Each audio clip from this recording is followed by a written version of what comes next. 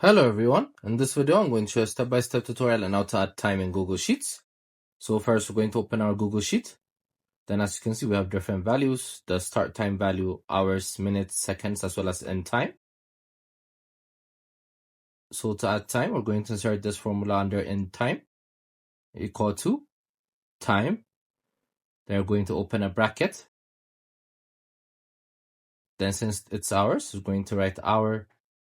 Then again we're going to insert the bracket. Then we're going to find what our start time is. So it's in column C, row 4. So we're going to write C4. Again, we're going to write the plus button. Then we're going to write what hours cell is. So it's going to be D4. Again, we're going to write a comma. So now we're going to go to the minutes. So we're going to write minutes. Then write what time it is, which is in cell C4. So we're going to write C4.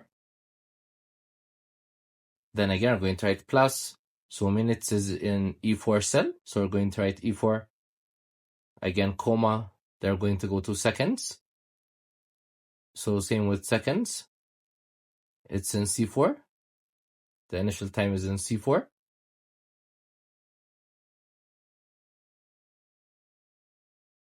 Then we're going to write the second cell, which is in F4, plus F4. They're going to close the parenthesis. So once you guys enter it, it's going to manipulate the time for you by adding it.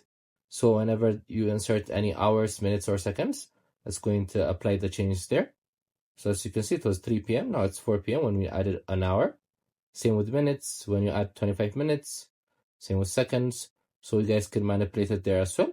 So this is how you do it. I hope you guys like this video. Subscribe for more, like for more, share for more. I hope to see you again. Goodbye.